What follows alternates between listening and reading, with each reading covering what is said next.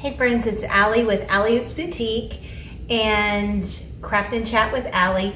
And today I am getting ready for Easter. Are you all ready? Are your tables ready? Are your decorations up? They should be, because Easter is this weekend. And I'm throwing together a centerpiece for my table this year.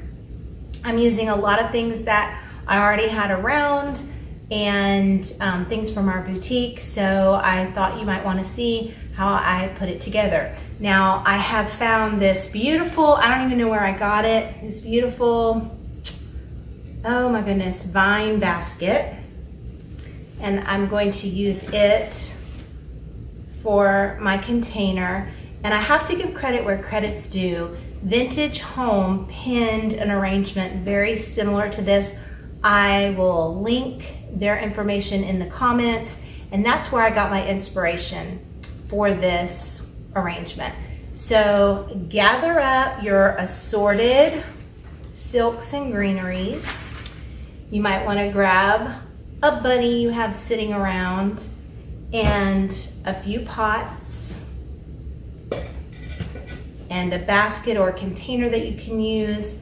And let's put together a Easter or spring centerpiece. Okay, like I said, I used a lot of things I already had, so don't feel like you have to rush out and buy new things for Easter. Just repurpose them, move them around, use what you have. I already had a lot of this greenery, like the cabbage. These cabbages we've had around for several years, and I've used them in the store and at home. I had some lamb's ear in our boutique. These are popular this season, the little bunny tails, eucalyptus. You can use anything. You can use silk flowers, dried flowers. I'm using a lot of greenery this year. Different shades of greenery, I love that. And then my color is gonna be my hydrangeas. And I know a lot of you out there that do a lot of home decorating. I'm sure, especially in the South, you have your hydrangeas. Then I have a few bird's nests that I may use only one, but we'll see. And then I have my bunny that I redid. I'll show you a before picture, but I made him to look like he was a concrete garden bunny. And I absolutely like how he turned out. He turned out really, really good. And then I have some other greenery over here. So what I'm gonna do is, I normally don't like to cut my greenery or my stems. I try to bend them, but I think I'm gonna have to cut some of them today. So I thought it was pretty clever. I saw on Vintage Home's page this arrangement that they pinned, and it was so beautiful. I just absolutely loved it. Now mine's gonna look a little bit different because I have different greenery and florals, but the overall look is very similar. So I have some florist foam. I grabbed, when I looked really close, I noticed that they had their florals in pots or containers. Actually, I think it might have been a smaller basket inside. And I thought that was really cool because when you have a big container like this, a big basket, oftentimes you don't want to fill it with foam and you have trouble sticking your flowers or your greenery down in it. And so this is a really neat way to create those levels and add your greenery without having to do floral foam, throughout the whole bottom. It also gives you some different, like I said, layers and heights to work with. So I'm going to do my arrangement facing you, and I'm gonna go ahead and open up one of these.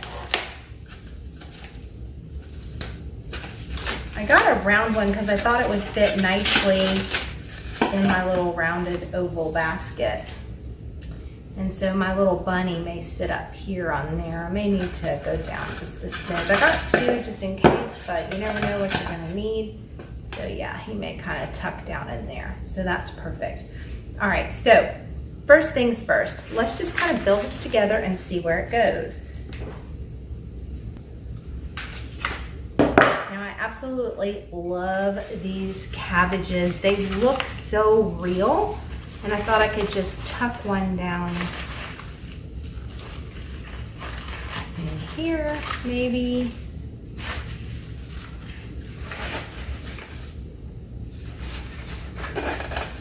I only have 2 of them.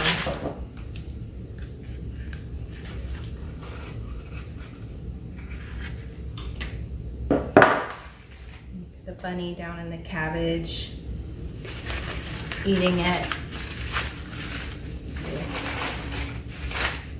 I'm gonna bring this in, tuck it down in there.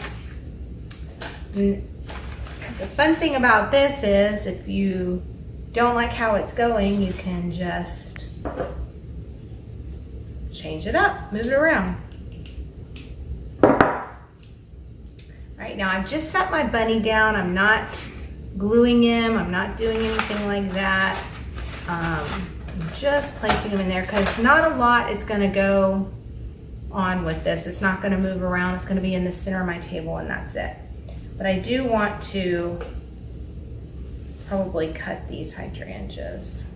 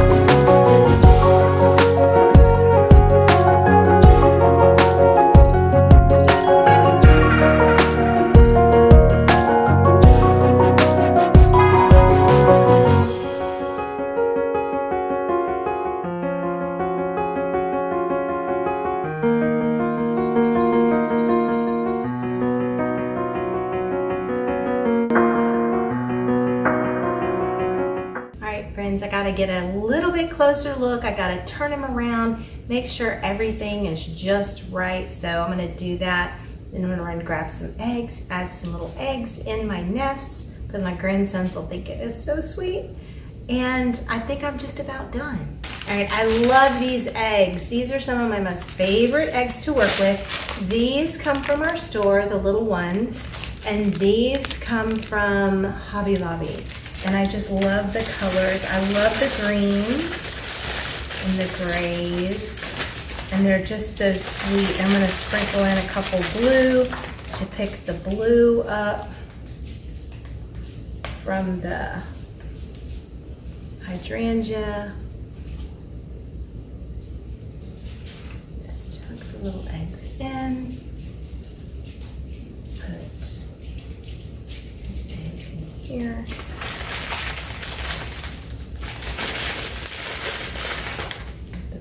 Greens. There we go. Now these little nests I have, they came from our store, from one of our vendors, but I do want to try one day. I've seen several videos with people making little bird's nest, and so maybe one day I'll make a video on that because I think it's pretty cool. I think with some moss and some pine straw, you can certainly make your own. But I did get these from Park Hill Collection. So I think I am done with my Easter centerpiece. What do you think? I hope you love it.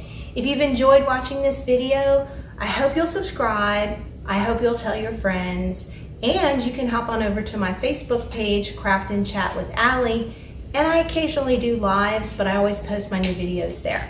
So I hope you have a happy Easter, you enjoy your family and friends, and I pray that you understand the true meaning of Easter.